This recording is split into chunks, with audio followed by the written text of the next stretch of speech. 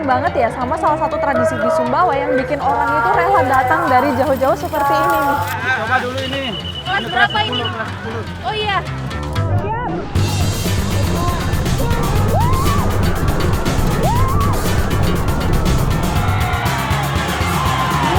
Aduh, kemarin itu.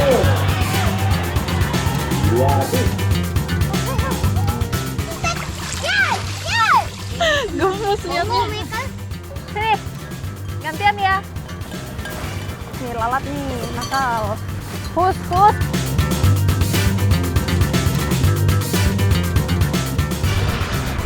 Ih, sedekat ini loh.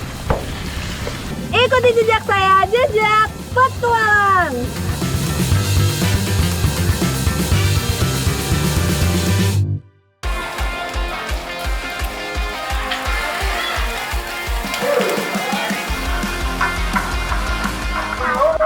Saya tuh penasaran banget ya sama salah satu tradisi di Sumbawa yang bikin orang itu rela datang dari jauh-jauh seperti ini nih.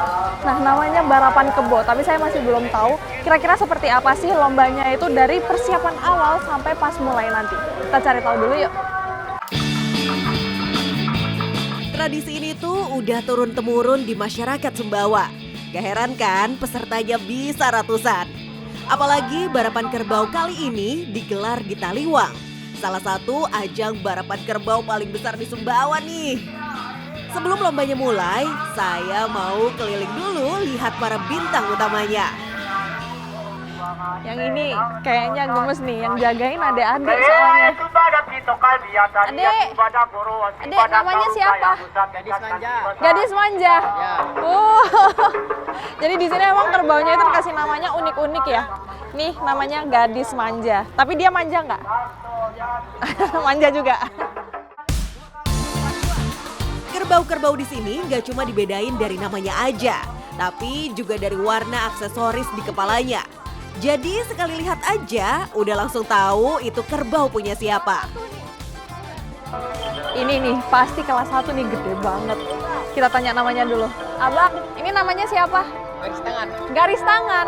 Oh, ini si garis tangan aku pernah dengar sih namanya, katanya di sini paling jago. Jadi saya paling penasaran buat melihat nanti dia waktu lomba seperti apa. Sebelum mulai ternyata nggak langsung balapan nih. Ada prosesi namanya Malona. Kerbau dan pemiliknya diajak muter arena dulu, kayak pemanasan sebelum turun tanding gitu. Biar bisa lihat apa seperti apa parade kerbau di sini.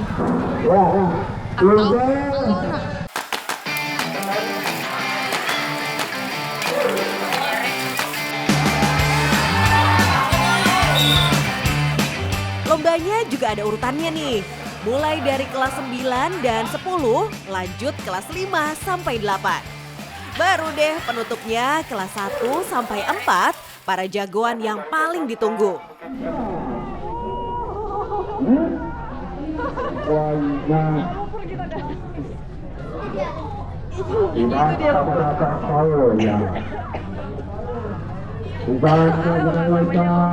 Balapan. Ke depan yuk. Lihat orang lain balapan sih enak ya, tapi kayaknya lebih seru kalau nyobain sendiri. Mumpung udah di sini, saya mau ngerasain gimana jadi joki barapan kerbau. Ini apa Pak namanya? Oh, dia buat ini ya supaya kerbaunya bisa lari bersama ya. Nah, jadi ini sebagai salah satu persiapan, dipasangin noga dulu, diikatkan ke lehernya kerbau. Setelah dipasang noga, baru dipasang segitiga besar itu. Nah, sekarang giliran kelas dewasa nih. Kelas 1 sampai 4 udah mulai masuk ke arena. Asli ya, auranya langsung berubah. Kerbaunya lebih gede dan kayaknya tenaganya, waduh, nggak main-main nih. Ini dia udah pada baris, lagi ngantri buat lari ke sana. Boleh naik ini. Ini apa namanya? Kareng.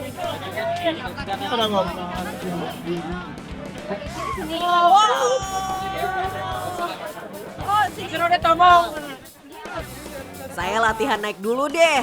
Soalnya kelihatannya aja gampang, pas dicoba balance-nya susah banget. Nah, ini yang dinaikin joki itu namanya kareng. Di sini mungkin tantangannya adalah mengatur balance ya, selain harus fokus untuk mengarahkan kerbau ke saka. Ini pegangannya cuma satu kayu kayak gini aja. Harus bener-bener kuat nih. Siap, Bang? Oke, yang penting percaya diri. Urusan jatuh itu belakangan. Let's go.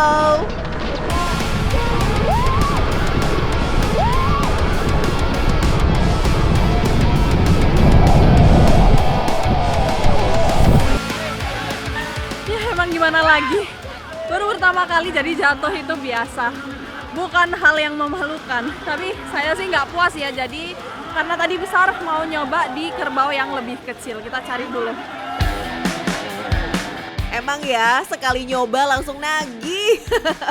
Padahal barusan jatuh juga nih. Tapi masih penasaran, kayaknya harus coba sekali lagi. Nah, dari sini kita bisa tahu kalau bukan cuma manusia, tapi bahkan sifat hewan kalau mau ada lomba pun bisa macam-macam ya. Kayak kerbau di sini tuh ada yang kalem, ada yang diam, sabar, bahkan ada yang emosi. Tadi itu sampai ngerusakin pagar. Coba dulu ini. Kelas berapa ini? Oh iya, mau nyoba ya kali aja kalau yang kecil ini energinya bakalan lebih kecil juga daripada yang gede. Aman ya? Aman, aman. Aman ya. Saya takut nih. Round 2 nih. Badannya lebih kecil, mungkin speednya nggak seganas tadi. Apakah saya jatuh lagi? Meluncur.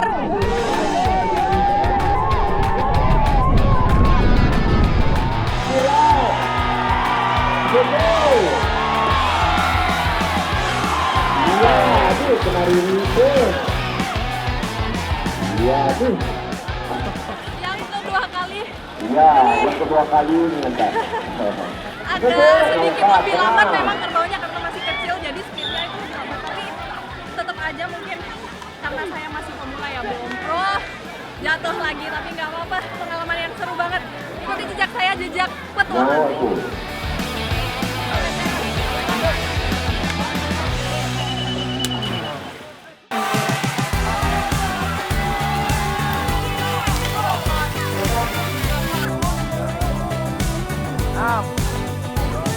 Yes, akhirnya sang juara ketemu juga nih. Ini masing-masing mendapat 1 ekor sapi Wow. yang nomor 1. Berarti total juara ada 5 ya, Pak? Ada 5 5. tim. Juaranya ini dapat 1 ekor sapi. Semangat buat para pemenang.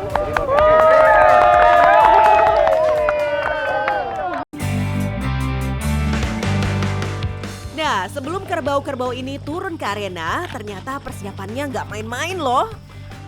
Nggak bisa langsung datang terus balapan. Ada rangkaian yang harus dilakuin. Nah, sekarang ini kita mau memandikan salah satu tim yang mau ikut lomba. Ini tim 2 kerbau namanya Tanpa Batas. Namanya lucu banget ya. Nah, nama di sini juga maksudnya sebagai doa ya, Pak?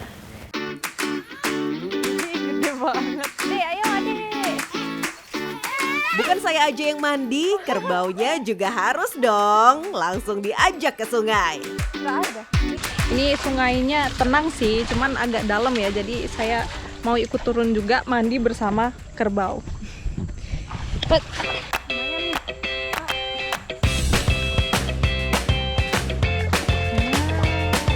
Mereka berendam. Ikatnya alami ya, Pak?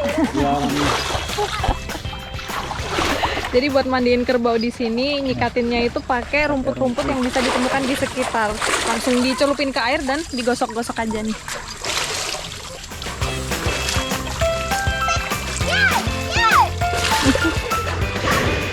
Besar sekali kamu. Gemes liatnya. Yap, seru banget. Mandiin bareng sama Pak Con dan anak-anak. Sikatnya juga nggak macem-macem, cukup pakai rumput, terus digosok pelan-pelan. Kerbaunya kayak lagi spa ya.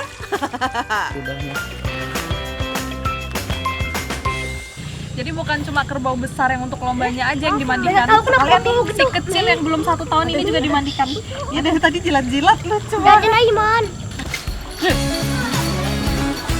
Kalau udah kinclong, sekarang balik ke rumah dulu. Soalnya masih ada yang gak boleh kelewatan, yaitu didoakan sebelum tanding. Oh, jadi ternyata setelah dimandikan, ini ritual selanjutnya adalah kerbau-kerbau ini dibasuh dengan air yang sudah didoain.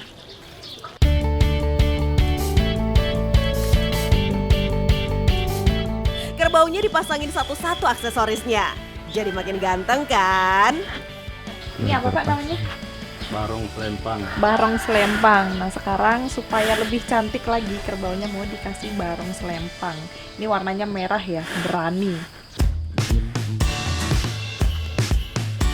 Mulai dari tanduk, leher, sampai kepalanya dipasangin hiasan.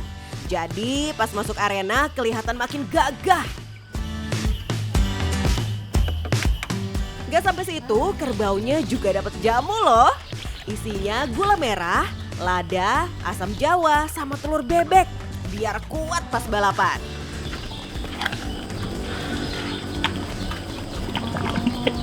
Jadi emang harus pakai pipa ya Pak? Ya, kalau anda nggak bisa. Oh ya masih ada. Wah. Jadi kayak gini caranya pemberian jamu atau ramuan-ramuan tradisional buat para kerbau sebelum hari besar.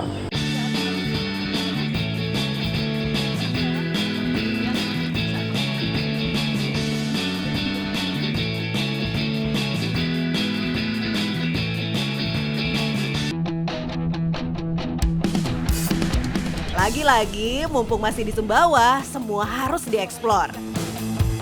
Ini saya happy banget akhirnya berkesempatan untuk mengikuti proses pembuatan langsung roti paling lembut yang pernah saya coba, roti Soro. Caranya masih tradisional, pas saya sampai langsung salvok dengan oven unik terbuat dari tungku tanah liat. Ibu ini semakin lama diuleni nggak apa-apa? Nggak bikin rotinya kempes? Apa nanti kalau efeknya? Makin lembut ini. Oh makin diginin makin lembut ya? Makin Oh bagus itu. iya ini di tangan aja lembut. Resep roti Soro udah ada turun-temurun nih. Sampai sekarang masih dijaga cara pembuatannya, makanya rasanya tetap khas dari dulu. Apalagi hanya satu tempat ini aja yang masih produksi roti Soro. Dari tadi saya nggak sadar nih Bu, keasikan ngulen nih. Bahkan Ibu Mariati ini udah bikin 2 loyang yang dari daun pisang kayak gini. Saya mau ikutan deh Bu. Minta 1 lagi daunnya. Oh, ini ya. Daun pisangnya diolesin minyak dulu biar nanti adonannya nggak nempel. Sekaligus bikin aroma makin wangi pas dipanggang. Ini saya baru tahu ternyata ada 1 tips supaya bentuk bulatannya itu rapih. Ini kalau saya lihat-lihat mirip sama pembuatan bakso ya. Dipencet kayak gini. Nah, jadi rapih. Kalau udah dibentuk, belum langsung dipanggang ya. Adonan dijemur dulu sampai mengembang. Dia salah satu rahasia supaya rotinya bisa empuk itu dijemur dulu sampai mengembang. Ini ditutup supaya nggak ini ya, kena debu. Ada juga yang sudah ngembang. Oh, ini yang tadi. Iya, Oh, bisa dibakar. iya iya. Ini kelihatan banget ya perbedaannya. Ini yang baru dijemur, ini yang sudah ngembang nih. Berarti yang ngembang bisa langsung dipanggang ya? Iya. Saya bawa ya. Iya. Saya ini kan Oke. Kesana ya Bu. Nah, sekarang baru masuk tahap paling seru nih. Roti Soronya dipanggang pakai tungku tradisional. Permisi Bu, mau manggang. Ini tinggal disimpan di atas saja? Iya. Yang sini ya? Ini ya? Panas. Wah. Ini yang bawah ini nggak ada apinya tapi bara sih, jadi panas sekali. Dan di sini sistemnya pun juga dipanggang pakai api atas bawah ya Bu. Jadi ini makanya tutupnya itu dibakar dulu supaya panas.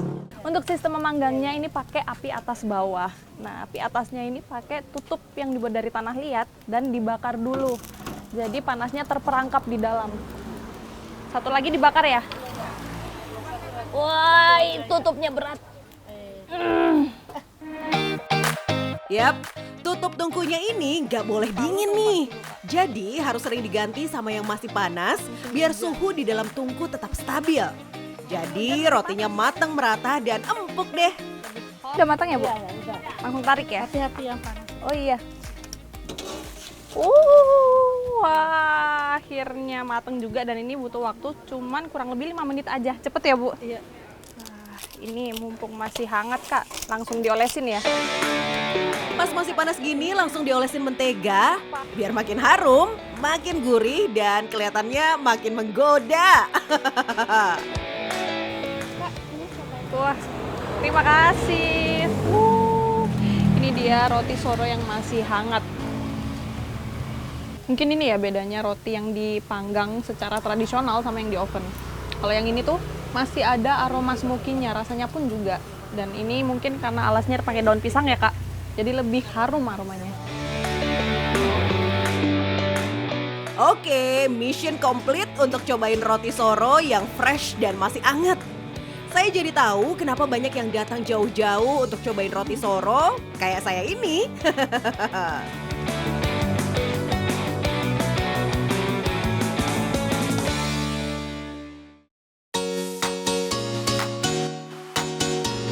Sumbawa emang gak ada habisnya buat dijelajahi ya. Sekarang saya mau ketemu sama ikon lautnya nih. Yap, hiu paus Teluk Saleh. Menyelam bareng hiu paus yang ukurannya berkali-kali lipat dari badan saya. Wah, yang kayak gini sih susah dilupain. Saya menyelam ditemani Kak Ririn dan wisatawan lain yang diving di sini. By the way, namanya emang hiu paus, tapi plot twistnya dia itu hiu. Dikasih julukan paus karena ukurannya yang gede kayak paus. Tenang aja, makanannya bukan manusia, tapi plankton dan ikan-ikan kecil. Wah, seru nih. Jadi bukan cuma lihat aja, saya juga jadi tahu cara peneliti mendata hiu paus. Langsung keluarin skill menyelam ya. Dan langsung gabung sama mereka yang udah well prepare bawa catatan untuk ngedata. Saya baru tahu ternyata nggak mungkin diukur semuanya ya karena mereka besar sekali. Jadi yang diukur itu salah satunya dolphin ya.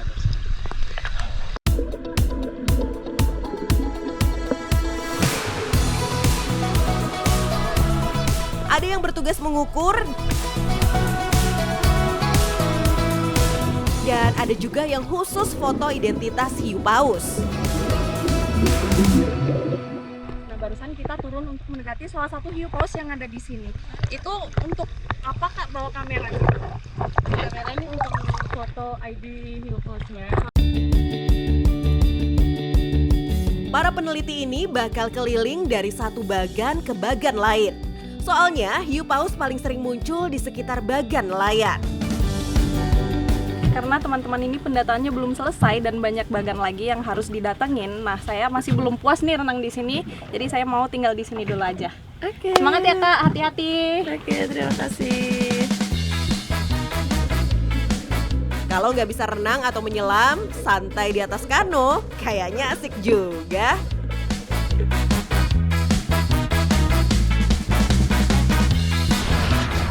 Wih, sedekat ini loh.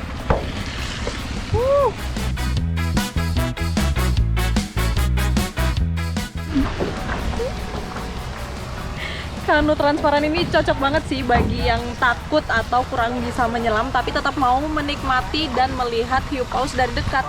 Jadinya kayak gini nih. Dan ini aman ya karena meskipun nggak ada dayungnya tapi dipegangin pakai tali. Jadi kita nggak mungkin hanyut. Jujur, vibes-nya itu yang bikin merinding sekaligus takjub. Belum lagi pemandangannya, gak main-main, di belakang berdiri gagah Gunung Tambora. Kombinasi laut dan gunungnya benar-benar bikin susah move on dari Teluk Saleh. Ikuti jejak saya, jejak petualang.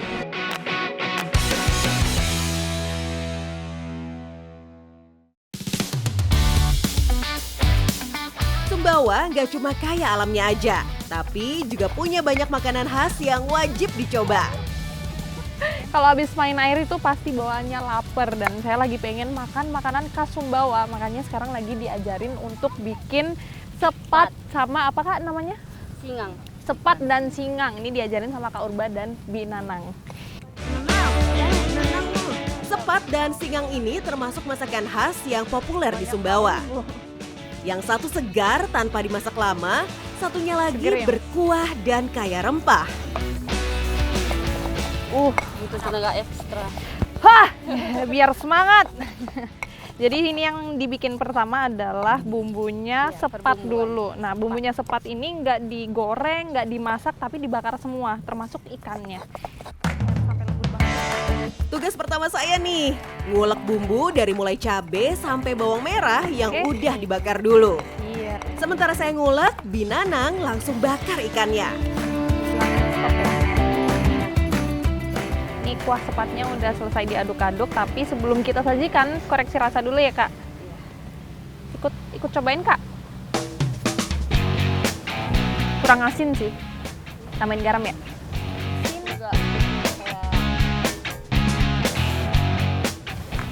Udah jadi Bu. Ikannya Oh, angkat dulu, langsung masukin sini ya.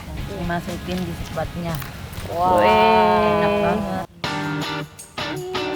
Sepat khas Sumbawa siap disajikan, simple tapi wangi banget. Wow, sepatnya udah jadi. Ini meskipun saya nggak sabar ya mau nyobain, tapi ada satu lagi yang belum dibikin yaitu singang. Kalau singgang beda nih, ikannya dipotong-potong biar bumbunya makin meresap. Rasanya bakal cenderung ke asam segar karena ada campuran asam Jawanya. Nih sekarang proses pembuatan singang ini sudah setengah jadi, tinggal tunggu mendidih ya. Iya. Kalau udah mendidih apa yang dimasukin? Nanti tinggal ditaruh terong bulat. Ibu itu cabenya dipotekin supaya lebih pedes kah? Boleh. Mau dipakai semua itu? Kalau aku nggak tahan pedas kok. Ya udah, agak sedikit pedas aja ya Bu. Sekarang tinggal nunggu kuahnya mendidih. Habis itu masukin terong bulat biar makin seger. Kalau udah dapat gurihnya Kalau gitu, kecutnya sudah kecut. Wih panas banget nih. Iya, mendidih tuh. Ini cobain Kak. Asam seger ya. Iya, Cuman kurang betul. garam sih. Yeay, dua-duanya udah jadi nih. Sepat siap, singang juga siap. Tinggal waktunya makan. Yang banyak Bu. Ini sebelum keburu dingin ya, harus cepet-cepet kita habisin karena dari aromanya udah enak banget dan kita udah lapar. Nah ini view-nya kita makan adalah kapal yang tadi mengantarkan buat melihat hiu paus. Wih, makannya pas ya. Pantas aja masakan kayak gini masih jadi favorit sampai sekarang.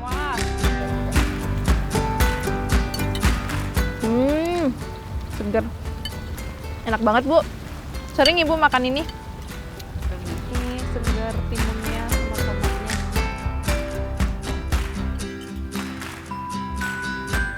Tapi bener enak ya kalau pakai ikan ketamang. Iya betul. Dia teksturnya lembut tapi nggak mudah pecah. Iya, betul. Terus durinya juga besar-besar jadi gampang dipilihin. Kombinasi sepat yang segar sama singang yang hangat dan gurih benar-benar pas banget dimakan habis seharian main di laut. Olahan kayak gini tuh bisa dibilang comfort food ya. Memang pas banget buat dimakan sambil menikmati suasana yang sendu ini. Jadi anginnya sepoi-sepoi, pemandangannya indah dan udah nggak terik lagi ya.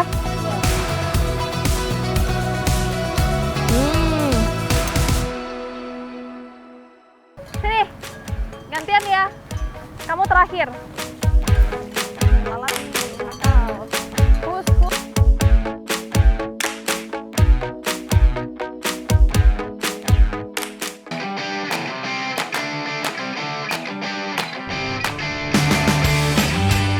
Menuju Oirau aja berasa kayak lagi road trip. Sepanjang jalan disuguhi savana luas sama pemandangan yang bikin mata seger terus.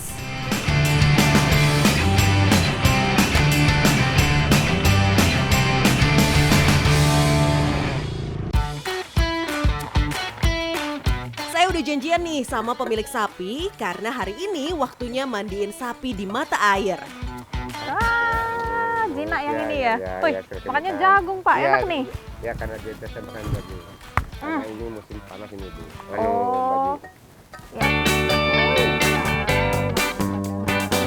Yaps, lagi musim kemarau di Sumbawa nih, jadi rumput hijau mulai susah dicari.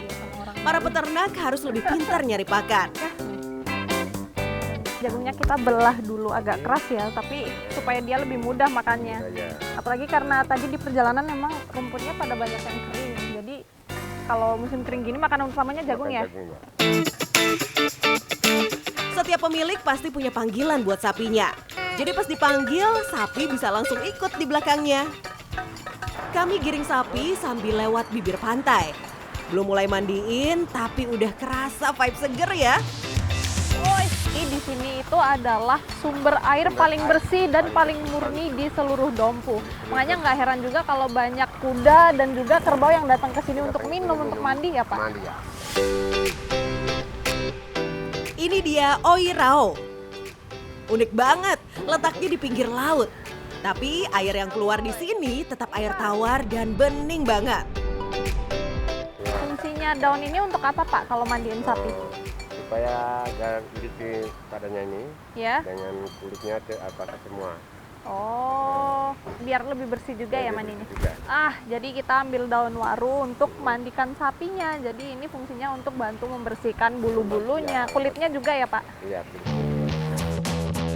Sebelum ikut nyobain, saya lihat dulu cara Pak Mali mandiin sapinya. Nah ini kulit sapi itu kan tebal, bulu-bulunya juga tebal nih. Makanya kalau yang lebih alaminya kita itu nyikatnya pakai daun waru. Yang ini sapinya agak takut. Tapi untungnya tadi udah kenalan dulu jadi dia nggak terlalu mengelak kalau dimandikan. Ini biar bersih dari lalat-lalatnya juga nih. Oh, ini juga meskipun mata air Oirao ini letaknya pas banget di tepi pantai, tapi uniknya di sini itu airnya tawar alias bukan payau ataupun asin. Enak banget sih airnya, dingin, bening, dan fresh. Jadi sapi yang dimandiin juga ngerasa seger. Ini saya sudah selesai ini. Oh, oh iya, aman Pak. Berarti saya mandikan yang dua dulu ya? Iya, iya. Iya, hati-hati ya Pak. Ini tantangannya nih, memandikan sapi tanpa pemiliknya. Semoga saya bisa ya. Dua lagi, sini. Gantian ya. Kamu terakhir. Oke, sekarang giliran saya nih. Semoga bisa handle dua sapi sekaligus. Jangan sampai yang mandi malah sayanya nih. Suasana mandiin sapi di sini nyaman, ditemani sama kumpulan kuda dan kerbau yang lagi anteng banget di kubangan. Mereka ini kerbau dan kuda liar ya. Jadi sehari-hari emang tempatnya ya di sini. Nah, di sini itu memandikan sapi itu biasanya dilakukan rutin dalam 1 minggu 3 kali. Dan ini memang sudah waktunya memandikan untuk mengurangi lalat-lalat ini. Nanti ini yang bikin mereka nggak nyaman soalnya. Ini saya mah ikut mandi juga namanya. Jadi kalau mandiin sapi di sini itu yang penting di bagian yang banyak lalatnya. Gak perlu lama-lama, yang penting sapi udah bersih dan segar. Saatnya bawa ke pemiliknya lagi deh. Ini rezeki nomplok ya namanya. Capek mandiin sapi, diajak istirahat dan makan bekal bareng sama Pak Erwin. Gimana rasanya, Mbak? Enak Pak, enak. Ini kesukaannya Pak Erwin ya? Iya. Emang mantep banget ya. Habis mandiin sapi, terus makan roti khas dari sini. Apalagi ditemani sama angin sepoi-sepoi kayak gini. Aduh, rasanya jadi lapar, tapi nggak mungkin ya saya habisin bekalnya Pak Erwin.